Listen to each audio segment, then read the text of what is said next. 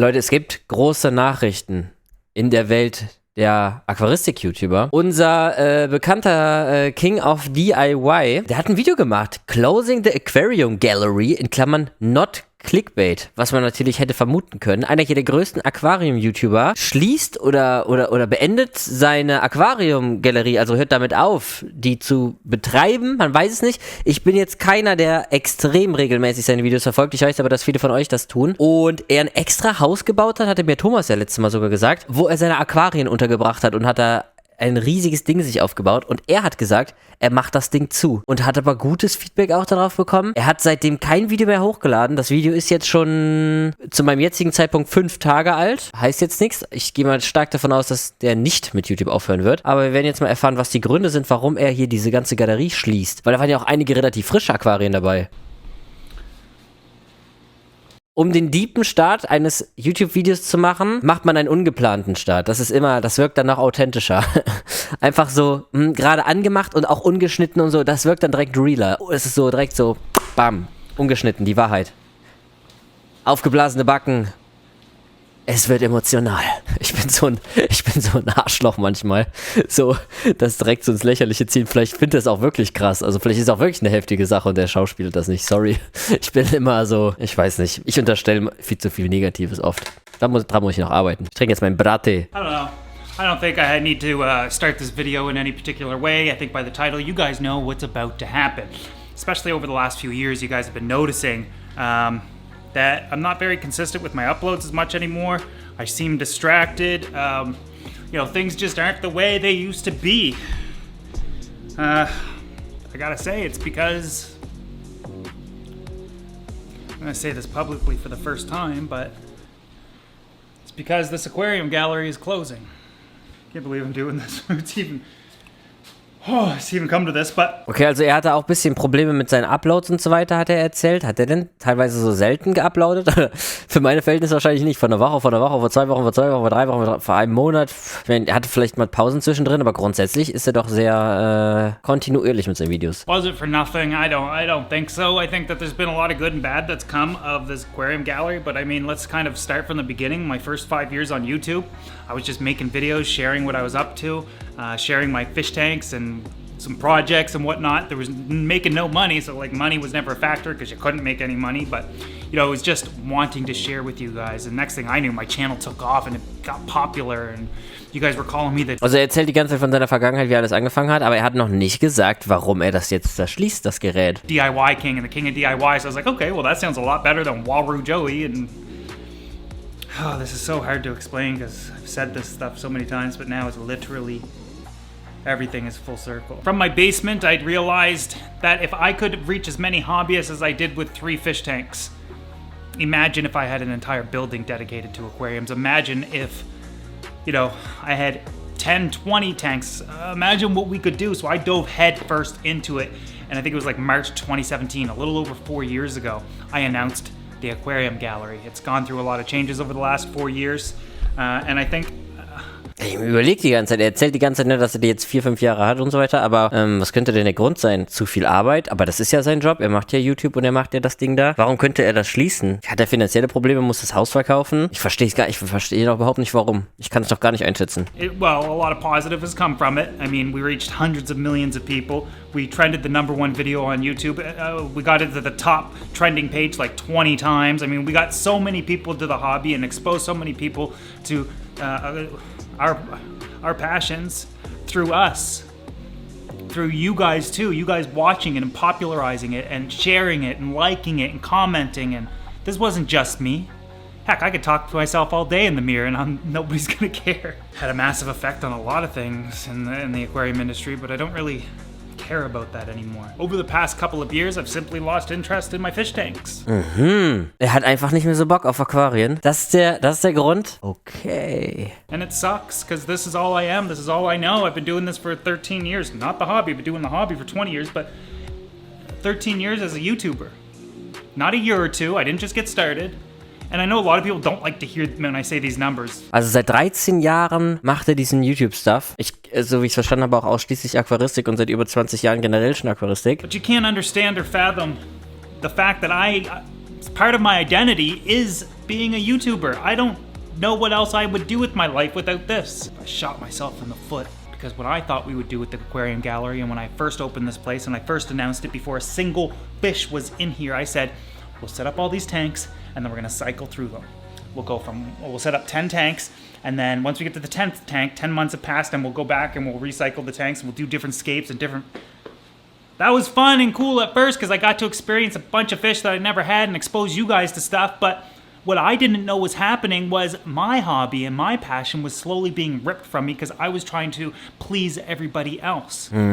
Also weil er es einfach so vielen Leuten recht machen wollte. Er fand es auch cool, ne, 10 Aquarien zu machen, die dann nochmal zu rescapen, neue Sachen auszuprobieren, neue Fische zu haben und so weiter. Aber am Ende des Tages hat er es mehr den Leuten recht gemacht als sich selber sozusagen. Und das hat ihm dann den Spaß am Hobby jetzt nach und nach anscheinend genommen. You've had those fish 2, 3, 4 years longer, etc.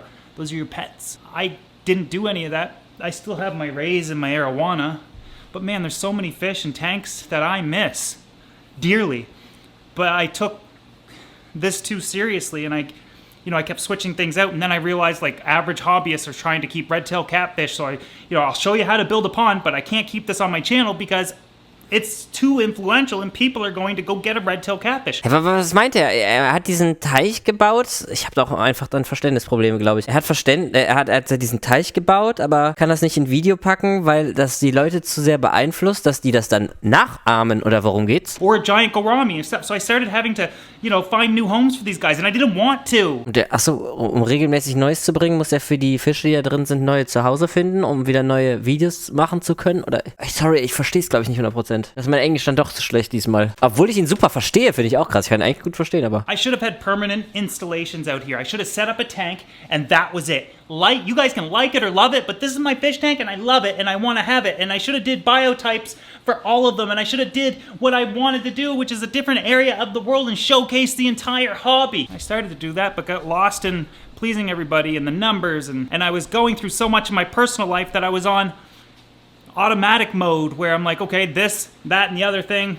If I make this type of video, then that type of video, then that type of video, shop for the fish, buy the fish, add the fish, acclimate, set up the tank. And then I kept repeating and repeating and repeating and repeating, and there's no denying that. Das ist auch generell mein Problem auf YouTube. Mir wird übertrieben schnell langweilig. Also ich habe gar keinen Bock, mich immer wieder zu wiederholen. Klar, jetzt bei dem kleinen Süßwasser-Aquarium, das mal gemacht zu haben, war übelst geil, war eine neue Erfahrung und so weiter. Und das dann mal im Großen anzuwenden, war auch richtig, richtig krass. Aber dann irgendwie die ganze Zeit zu zeigen, ja, guck mal hier, jetzt wächst hier die Pflanze und so. Das sind für mich einfach keine Videos. Das ist für mich einfach kein Video wert, was ja viele nicht verstanden haben. Ich glaube, ich habe da jetzt eine ganz gute Lösung gefunden mit dem Box-Aquarium, dass ich das einfach über Instagram regel, einen eigenen Instagram-Account, weil ich kann das auch nicht auf meinem großen Account die ganze Zeit draufpacken oder so, weil einfach viele Leute sind, die einfach sich nicht für Aquaristik interessieren und die will ich nicht mit den bis ins kleinsten Detail Informationen zu einem Meerwasser-Aquarium irgendwie nerven. Deswegen ist das, glaube ich, ganz gut für die Leute, die regelmäßige Updates wollen und so. Ist es eigentlich perfekt, dieser Instagram-Account. Also da bin ich super happy und das macht mir auch sehr viel Spaß, weil ich generell mich extrem mit euch austauschen kann und auch immer fragen kann und immer viele Infos bekomme und generell mir viele Leute auch ihre Aquarien schicken und so und ihre Erfahrungen, was ich auch einfach übelst interessant finde, weil es ja kein Fake ist, weil es wirklich krass mein Hobby ist, also weil es mir auch extrem viel Spaß macht, aber ich würde jetzt auch nicht immer wieder das Gleiche machen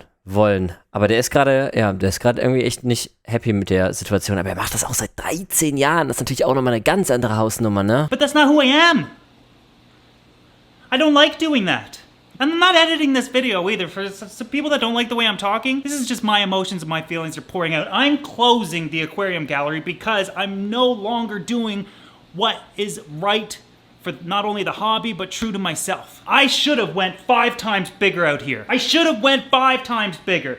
I built it 550 square feet because that is what I was legally allowed to do based on bylaws and permits, etc. This was as big as I could make it. I used to have my old garage. I ripped that down, new foundation, and built this entire building up. Themen, die mir jemanden nicht interessieren, muss man ja nicht anschauen von dir. Ja, auf Insta ist aber was anderes. Auf YouTube, klar, wenn du Titel, Thumbnail siehst, es geht da und darum, du hast keinen Bock auf das Thema, dann lässt du es halt. Aber auf Instagram, da klickst du ja auf eine Story und du weißt ja nicht, was kommt. Und wenn du irgendwann merkst, da kommen ständig Sachen, die mich nicht interessieren, dann guckst du den halt regelmäßig. Also weniger, ne? Unregelmäßiger oder vielleicht auch gar nicht mehr, weil du sagst, ach, das ist bestimmt wieder was von Also auch wenn das nur unterbewusst passiert, das ist bestimmt Aquaristik oder so, und das interessiert mich nicht so sehr. Ich will lieber mehr über das Privatleben oder was sonst halt neben den den Videos so abgeht, sehen. Aber bei ihm stellt man sich natürlich die Frage, aber ich kann es natürlich komplett verstehen, warum hat er sich überhaupt so weit in die Rolle drängen lassen, dass er nur noch das gemacht hat, was die Leute sehen wollen, anstatt das zu tun, was er selber macht. Aber das ist halt so ein Ding, dass man sich selber halt zu Erfolg und so, weil es sich einfach schlecht anfühlt, wieder, wenn es wieder bergab geht sozusagen, ne? Aber ich glaube, man muss es irgendwie schaffen und das ist sowieso die allergrößte Herausforderung als YouTuber. Das habe ich ja auch schon massenweise hinter mir. Dieses Hoch- und Runter-Ding. Muss einfach schaffen, dass man wirklich einfach nur noch das macht, wenn man es sich leisten kann natürlich, worauf man selber einfach Bock hat und entweder kommen die Zuschauer oder die gehen, aber dann ist das halt so. Aber in erster Linie, vor allen Dingen irgendwann, nachdem man das so viele Jahre macht, geht es einfach nur noch darum, auf YouTube das zu machen, was einem wirklich Spaß macht. Generell, nicht nur auf YouTube, sondern generell im Leben. Wenn du jahrelang einen Job machst, den du einfach scheiße findest, dann wirst du irgendwann keinen Bock mehr haben. So, dann kannst du sagen, ja, schön, dass ich Geld bekomme, aber was nützt mir dieses Geld, wenn ich den Rest meines Lebens irgendwie unglücklich bin? Und wir sind halt größtenteils alle in diesem System, dass wir irgendwie Geld verdienen müssen, um irgendwie über die Runden zu kommen. Und viele sind natürlich auch noch unglücklich mit ihrem Job und sind einfach viel zu viele Phasen, also prozentual viel zu viel Zeit in ihrem Leben wird mit etwas verschwendet, wenn man so möchte, jetzt mal ausgedrückt, mit etwas, auf das man selber gar keinen Bock hat, ne? Wenn man mit dem Job unzufrieden ist oder so. Und irgendwie kann es das dann nicht irgendwie sein. Da muss man irgendwann halt irgendwas finden, was passt. Und er hat ja eigentlich sein Hobby zum Beruf gemacht, aber das anscheinend sich so kaputt gemacht, dass er nur noch das sich so gedreht hat, dass es für die Leute cool ist, aber irgendwie nicht mehr für ihn. Für seinen Erfolg ist das Richtige, aber dann merkt man halt irgendwann, dass der Erfolg hinten ansteht im Vergleich zu dem persönlichen Spaß. Ist einfach auf Dauer so. Vielleicht schafft man das eine kurze Zeit lang und kann ja dann, sage ich mal, auch von dem, was man in der Zeit Geld verdient hat, wenn es jetzt ums reine Geld geht und um Anerkennung und so weiter, davon profitieren, aber irgendwann merkt man dann halt, was die wichtigeren Dinge im Leben sind, ne? That's why I wear this shirt still. Even though we don't do a ton of projects, still here and there. I want to go back to making all these projects. I want to go back to having permanent aquarium installations where let's get them as babies and grow them out for 5 years. Let's watch them breed. Let's watch them go through everything. Aber was ich mir noch nicht ganz genau verstehe, ist, warum macht er das jetzt zu? Was will er denn jetzt zukünftig machen? Warum macht er das da nicht trotzdem? Oder macht er das da nur, er baut das ganze Ding jetzt so um, dass es nicht mehr die offizielle Aquarium-Gallery ist? I've already done everything else. I've already built everything. So it's like hard for me to build. I've already showed you countless types of aquariums. I've already sacrificed a lot for what I thought was the right thing to do, but now I want to go back, and I'm going back, and I know I'm probably going to lose a ton of subscribers. I know that maybe people don't watch me as much when I close this place. I dove in head first, having faith in myself and my passion, and you guys knowing that you had my back no matter what. I should have went 5 times bigger. I should have had permanent installations. And the single most important thing that I should have done is open this to the public. But I'm 7 feet from my house. Insurance reasons and, of course, privacy reasons. I have my children here. I just never did it. I would have had to lease a place and my expenses would have tripled or quadrupled, or you guys had my back before. I'm gonna ask you to do it one more time. I can't believe this is happening. It's raining out. Oh man, I'm nervous. Now, this is the biggest thing that we're gonna do ever. And I trust you guys to be there to support me. Ah, okay. Er macht das Ganze jetzt nur noch in krasser, oder was? I just need you to, für die Öffentlichkeit. to watch, to click the like button, to comment. And most importantly, Ja, safe. Oh Mann, ich habe einfach zu Sprachbarriereprobleme. Er macht da einen auf Drama und jetzt wendet er das zum Positiven, ne? Weil er jetzt das noch krassere macht, sozusagen. Öffentlich. yeah. Ja. The first public aquarium gallery. I get the keys to go in on June 1st, and I'll be able to get in there and start doing the painting and fixing up the walls and stuff because it hasn't been inhabited for about 3 or 4 years now. So I got to get in there, and the first month is just the fixturing period where I go in and make it acceptable to how I want it. And Da ist ja schon mal Platz für ein Aquarium. July 1st, I can actually start moving in. To summarize though, it's 2,500 square feet, 3 bathrooms, 3 on the main floor is a massive open spot, a reception area, 2 smaller rooms. The massive open area will of course... Er vergrößert sich einfach nur. Und hat da viel Drama erzählt vorher. All of the aquariums, twice as many as we have now, easily, probably triple. Showing off all the aquariums from all over the world. Permanent installations. I'm not switching them up. We're not changing them. Nothing like that. And then, of course, ist das verrückt, dass er gerade im Auto sitzt und redet. Man hört dann noch die Autogeräusche und er zeigt aber einfach die Immobilie gerade mit einer anderen Kamera irgendwann anders aufgenommen. Open to the public. We're gonna have the main area is going to be all the aquariums from all over the world. One of the side rooms downstairs is also going to be an aquatic reptile room. Picture water monitors and, I don't know, dwarf caimans. Already sourced them captive bred. This is what I've been doing for months now, is planning this out and sourcing things and making sure things are going to be possible, etc., etc., etc. So I do have to, and upstairs is 2 offices. I'm gonna have my main office, and then of course, one of the offices will be for the podcast room. We're utilizing every square foot of this. It does have 3 bathrooms though, 1 for females, 1 for handicap, and 1 for the males. Aber ist geil, ehrlich gesagt. Bin ich ein bisschen, also neidisch jetzt negativ behaftet natürlich, aber finde ich sehr, sehr geil. Already did the inspection, signed the contracts, the leases, etc. We're in there for 3 years with an option to renew at the end of that 3-year period. We're not getting rid of anything. The thing is I already have almost everything. I need another 10 or 20 large tanks, 180 gallons. Minimum. Krass, dass er das alles auch, wird er das in Zukunft auch alles alleine machen? Das ist schon krass viel Arbeit, ne? But I'm not gonna run both.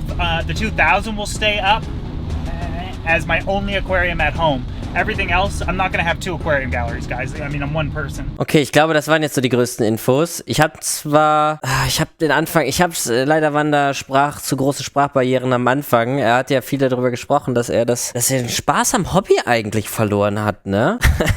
So kam es zumindest bei mir rüber.